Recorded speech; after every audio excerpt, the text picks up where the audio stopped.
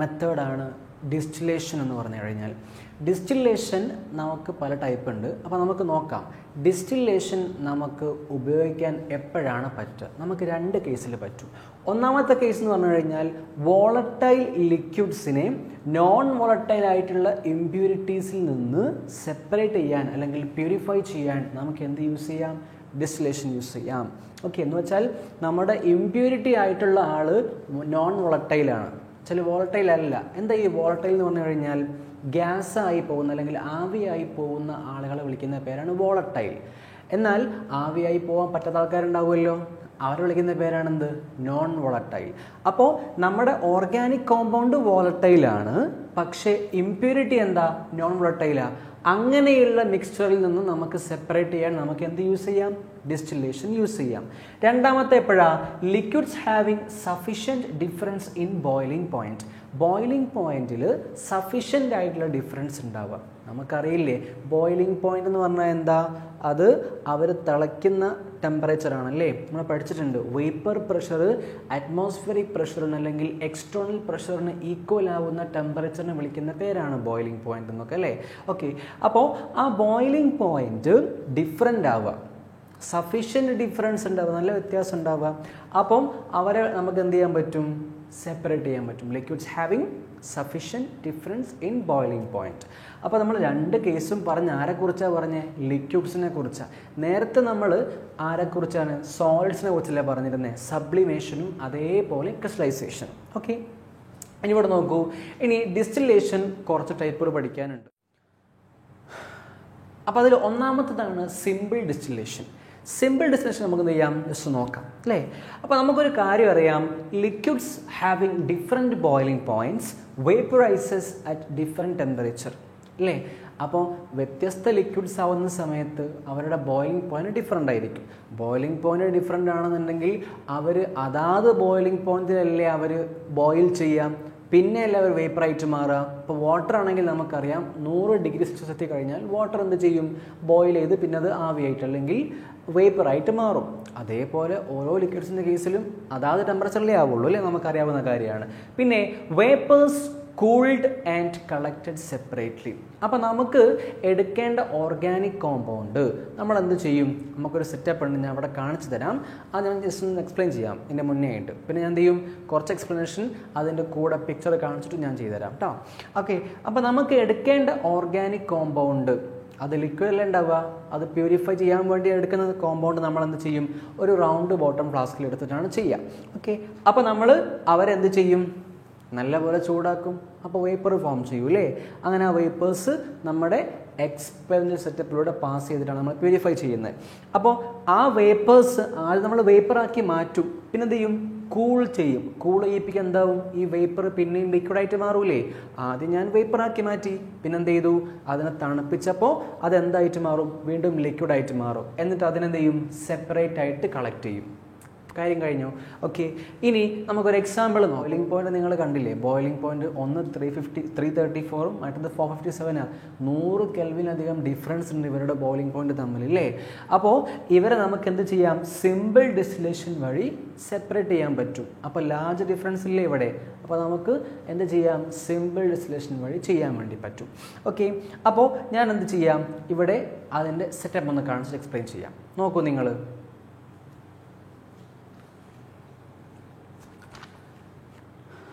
അതിനകത്ത് നമുക്ക് കാണാൻ പറ്റും ഒരു round bottom flask, RB flask എന്ന് കാണിച്ചിട്ടുണ്ടാവും. അതിനകത്ത് കാണുന്ന ലിക്വിഡാണ് നമ്മുടെ മിക്സ്ചർ. എന്ന് വെച്ചാൽ നമുക്ക് സെപ്പറേറ്റ് ചെയ്യേണ്ട ആൾ അതിലാണ് ഉണ്ടാവുക. ഓക്കെ, അപ്പോൾ അത് നമ്മളൊരു സ്റ്റാൻഡിൻ്റെ മുകളിൽ വെച്ചിട്ടുണ്ട്. താഴെ നമ്മൾ എന്ത് ചെയ്യുന്നുണ്ട്? അതിനെ ഹീറ്റ് ചെയ്യുന്നുണ്ട്. അപ്പോൾ ഹീറ്റ് ചെയ്യുമ്പോൾ നമുക്കറിയാം എന്ത് ചെയ്യും? നമ്മുടെ മിക്സ്ചേഴ്സ് വേപ്പറായിട്ട് പോരും. ആദ്യം വേപ്പർ ആവുക? ഇപ്പോൾ സപ്പോസ് അതിലുള്ള മിക്സ്ചർ ക്ലോറോഫോമും അനിലിനുമാണെന്ന് കരുതാം. നമ്മൾ പറഞ്ഞിരുന്നു ക്ലോറോഫോമിന് 334 കെൽവിനാണ് ബോയിലിംഗ് പോയിൻറ്റ്. പിന്നെ 457 ആണ് അനിലിൻ്റെ ബോയിലിംഗ് പോയിന്റ് എന്ന് നമ്മൾ പറഞ്ഞല്ലോ. ഓക്കെ, അപ്പം ഞാൻ എന്ത് ചെയ്യാണ്, ചൂടാക്കുന്ന സമയത്ത് ഇങ്ങനെ ചൂട് കൂടി വരികയാണ്. 100 കെൽവിൻ, 200 കെൽവിൻ, 300 കെൽവിൻ, അങ്ങനെ പോയി 334 കെൽവിനിൽ ആദ്യം എത്തുക. അങ്ങനെ 334 കെൽവിൻ എത്തുന്ന സമയത്ത് എന്ത് ചെയ്യും, നമ്മുടെ ക്ലോറോഫോം തിളയ്ക്കാൻ തുടങ്ങും. പിന്നെ അതെന്താ, കുറച്ച് മുകളിലേക്ക് പോകുമ്പം ഈ സാധനം തിളച്ച് വേപ്പറായിട്ട് മുകളിലേക്ക് പൊന്താൻ തുടങ്ങൂലേ. പിന്നെ 457 കെൽവിനെത്തിയാലല്ലേ നമ്മുടെ അനിലിൻ എന്ത് ചെയ്യത്തുള്ളൂ, വേപ്പറായിട്ടല്ലെങ്കിൽ അത് ബോയിൽ ചെയ്യാൻ തുടങ്ങുള്ളൂ. ഓക്കെ, അപ്പോൾ അതിന് മുമ്പേ ഞാൻ ഇതിങ്ങനെ പാസ് ചെയ്യിപ്പിച്ചു. അങ്ങനെ ഈ വേപ്പർ, ക്ലോറോഫോമിൻ്റെ വേപ്പർ അങ്ങനെ പൊങ്ങിപ്പോയിട്ട് എന്ത് ചെയ്യും, തൊട്ടടുത്ത് നിങ്ങൾക്ക് കാണാം തെർമോമീറ്റർ ഉണ്ട് മുകളിൽ അല്ലേ. അതെന്തിനാ, നമുക്ക് ടെമ്പറേച്ചർ അളക്കാൻ വേണ്ടിയിട്ടാണ്. എത്ര ടെമ്പറേച്ചർ നമ്മൾ കൊടുക്കുന്നുണ്ട്, എത്രത്തോളം അതിലായിട്ടുണ്ടെന്ന് അറിയാൻ വേണ്ടിയിട്ടാണ്. പിന്നെ അതിനുശേഷം എന്ത് ചെയ്യും, ആ വേപ്പർ തൊട്ടടുത്തുള്ള നെക്സ്റ്റ് ഒരു പമ്പിലേക്ക് കടക്കും. അതിനെ വിളിക്കുന്ന പേരാണ് കണ്ടൻസർ. കണ്ടൻസർ എന്തിനുള്ളതാ, നമ്മൾ പറഞ്ഞിരുന്നു നമ്മുടെ ഗ്യാസിനെ അല്ലെങ്കിൽ ആ വേപ്പറിനെ നമ്മൾ തിരിച്ച് ലിക്വിഡാക്കി മാറ്റാൻ വേണ്ടി തണുപ്പിക്കും. തണുപ്പിക്കണമെങ്കിൽ ആരാ സഹായം വേണം, കണ്ടൻസറിന് സഹായം വേണം. പിന്നെ നിങ്ങൾക്ക് കാണാൻ പറ്റും ആ കണ്ടൻസറിൻ്റെ മുകളിൽ 2 ഭാഗം കാണിച്ചിട്ടുണ്ട് അല്ലേ. ഒന്ന് വാട്ടർ ഇൻലെറ്റ് ആണ്, മറ്റൊന്ന് ടു സിങ്ക് എന്ന് പറഞ്ഞിട്ടുണ്ട്. എന്ന് വെച്ചാൽ നമുക്ക് ആ നടുവിലുള്ള ഒരു ചെറിയ പമ്പ് നിങ്ങൾക്ക് കാണാം. ആ കണ്ടൻസറിൻ്റെ സെൻറ്ററിൽ കൂടെ അങ്ങനെ പാസ് ചെയ്യുന്ന ഒരു പമ്പ് കാണാം. അതിലൂടെയാണ് നമ്മുടെ വേപ്പർ പാസ് ചെയ്യുക അല്ലേ. ആ വേപ്പർ നമുക്ക് എന്ത് ചെയ്യണം, കണ്ടൻസ് ചെയ്യണം. കണ്ടൻസ് ചെയ്യണമെങ്കിൽ എന്ത് വേണം, തണുപ്പിക്കാൻ വേണ്ട ഒരാൾ വേണം. അയാളാണ് നമ്മുടെ വാട്ടർ, നോർമൽ വാട്ടർ. അപ്പോൾ നമ്മൾ വാട്ടർ ഇൻലെറ്റ് വഴി എന്ത് ചെയ്യും, വാട്ടർ പാസ് ചെയ്യും. അങ്ങനെ മുകളിൽ ടു സിങ്ക് എന്ന് പറഞ്ഞ കഴിയില്ലേ, അതിലൂടെ വാട്ടർ പുറത്തേക്ക് പോകും. ഓക്കെ, പിന്നെ അതിങ്ങനെ എന്ത് ചെയ്യും, ഈ വാട്ടർ നമ്മൾ പാസ് ചെയ്തുകൊണ്ടേയിരിക്കും. അപ്പോൾ എന്ത് ചെയ്യും, നമ്മുടെ ഉള്ളിൽ കൂടെ പോകുന്ന വേപ്പർ കണ്ടൻസ്ഡ് ആയിട്ട് ലിക്വിഡായി എന്ത് ചെയ്യും, താഴെ കാണുന്ന ആ ലിക്വിഡ് സബ്സ്റ്റൻസ് നമുക്ക് എവിടെ കിട്ടും, നമ്മുടെ റിസീവറിൽ കിട്ടും. ഇതാണ് ഇതിൻ്റെ സെറ്റപ്പ്. ഓക്കെ,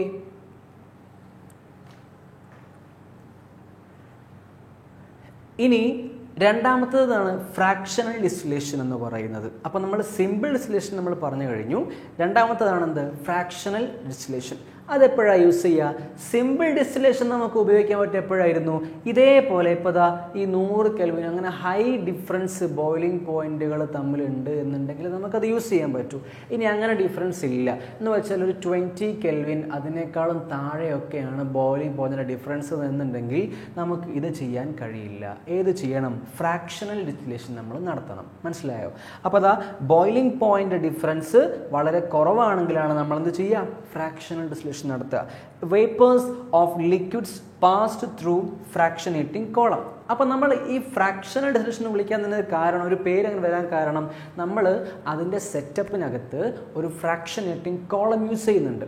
ഓക്കെ, നിങ്ങൾക്ക് കാണാൻ പറ്റും ഫ്രാക്ഷണൽ ഡിസ്റ്റിലേഷന് യൂസ് ചെയ്യുന്ന സെറ്റപ്പ് കണ്ടോ. ഓക്കെ, ഞാൻ എക്സ്പ്ലെയിൻ ചെയ്യാം. ഓക്കെ, അപ്പോൾ ആ ഫ്രാക്ഷനേറ്റിംഗ് കോളത്തിനകത്ത്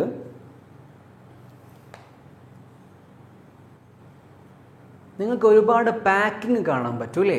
എന്തൊക്കെയോ നിറച്ചു വെച്ച പോലെ ഗ്ലാസ് ബീഡ്സ് ആണത്. ഗ്ലാസ് ബീഡ്സ് ആണ് അതിനുള്ളിൽ നിറച്ചു വെച്ചിരിക്കുന്നത്.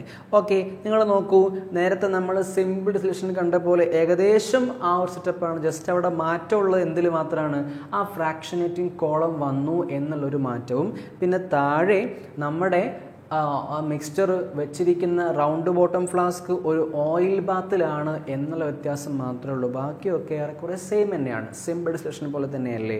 ഓക്കെ, നിങ്ങൾ നോക്കൂതാ. അപ്പോൾ നമ്മുടെ ലിക്വിഡ് എവിടെയാണോ, നമുക്ക് ആരെയാണോ ഡിസ്റ്റിലേഷൻ നടത്തേണ്ടത് ആ ലിക്വിഡ് നമ്മൾ എന്ത് ചെയ്യും, RB ഫ്ലാസ്കിൽ, റൗണ്ട് ബോട്ടം ഫ്ലാസ്കിൽ നമ്മൾ എടുക്കുന്നു. പിന്നെ നമ്മൾ അടിയിൽ ചൂടാക്കുന്നു. അങ്ങനെ ഈ ഫ്രാക്ഷനേറ്റിംഗ് കോളത്തിലൂടെ എന്ത് ചെയ്യും, ഇതിങ്ങനെ പാസ് ചെയ്ത് മുകളിലേക്ക് പോവുകയല്ലേ ചെയ്യുക. ഓക്കെ, എന്തിനാണ് ഈ ഗ്ലാസ് ബീഡ്സ് നിറച്ചു വെച്ചേ? ഈ ഗ്ലാസ് ബീഡ്സ് നിറച്ചു വെക്കാനുള്ള കാരണം നമ്മുടെ വേപ്പർ ഇങ്ങനെ മുകളിലേക്ക് പോയിക്കൊണ്ടിരിക്കുകയായിരിക്കും അല്ലേ. അപ്പോൾ ആ വേപ്പർ പോയിക്കൊണ്ടിരിക്കുന്ന സമയത്ത് അതിൻ്റെ ഇങ്ങനെ തടസ്സങ്ങളാണല്ലേ, കുറേ തടസ്സങ്ങളാണ്. ഈ ഗ്ലാസിൻ്റെ ബീഡ്സ് ഇങ്ങനെ തട്ടി മെല്ലെ മുകളിലേക്ക് പോകാൻ പറ്റുള്ളൂ. പെട്ടെന്ന് അങ്ങ് പോകാൻ പറ്റുമോ? നേരത്തെ സിമ്പിളിനെ പോലെ പോകാൻ കഴിയുമോ? ഇല്ല. ഇതിൽ കുറേ എന്തുണ്ട്, തടസ്സങ്ങൾ, ഒബ്സ്റ്റക്കിൾസ്, തടസ്സങ്ങളൊക്കെ ഉണ്ട് അല്ലേ. അപ്പോൾ പെട്ടെന്ന് നമ്മുടെ വേപ്പറിന് മുകളിലേക്ക് പോകാൻ കഴിയില്ല. ഓക്കെ, അപ്പോൾ നമ്മുടെ 2 മിക്സർ ഉണ്ടാവും. എന്നുവെച്ചാൽ ഒരാൾ ബോയിലിംഗ് പോയിന്റ് കുറച്ച് വ്യത്യാസം, മറ്റേയാളുടെയും ഒരു 20 കെൽവിന് ഡിഫറൻസ് ഉണ്ടായിരിക്കും.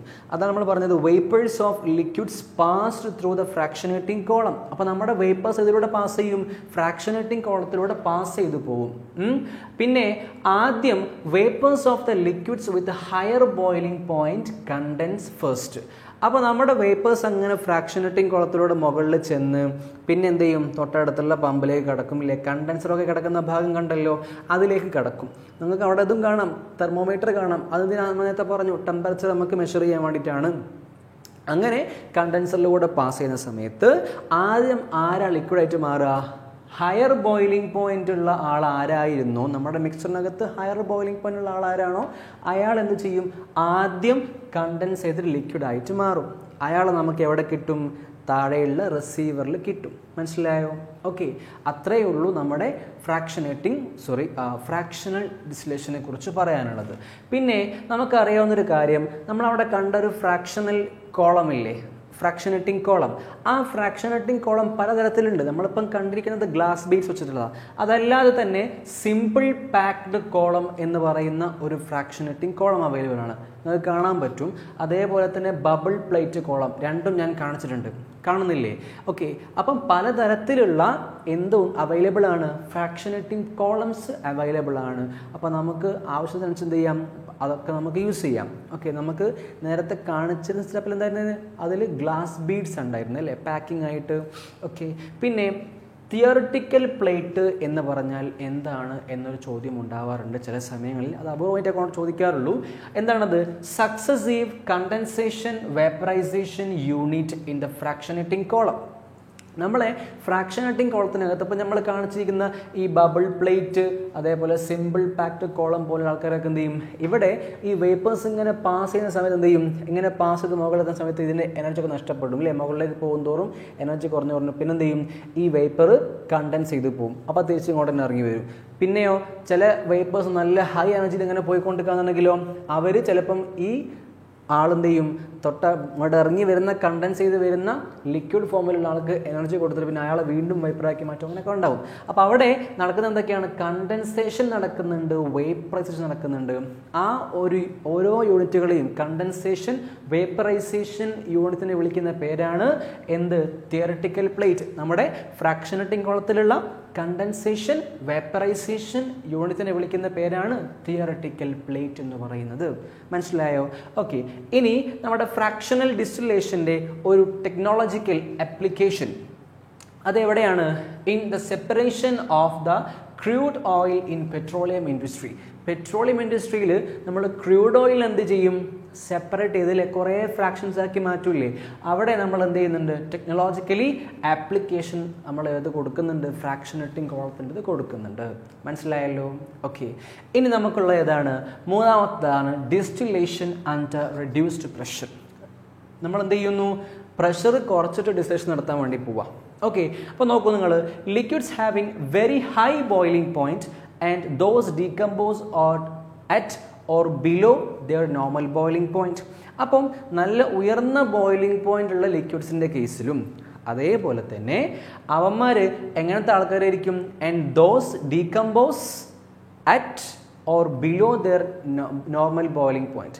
അവരുടെ ബോയിലിംഗ് പോയിന്റ് എത്തിക്കഴിഞ്ഞാൽ അല്ലെങ്കിൽ അതിന് താഴെ ഒരു ടെമ്പറേച്ചർ എത്തിക്കഴിഞ്ഞാൽ എന്ത് ചെയ്യും, അവർ ഡീകമ്പോസും ചെയ്യും. അങ്ങനത്തെ ആൾക്കാരുടെ കേസിലാണ് നമ്മൾ എന്ത് യൂസ് ചെയ്യുക, നമ്മുടെ ഡിസ്റ്റിലേഷൻ അണ്ടർ റെഡ്യൂസ്ഡ് പ്രഷർ എന്ന് പറയുന്ന ടെക്നിക്ക് യൂസ് ചെയ്യാം.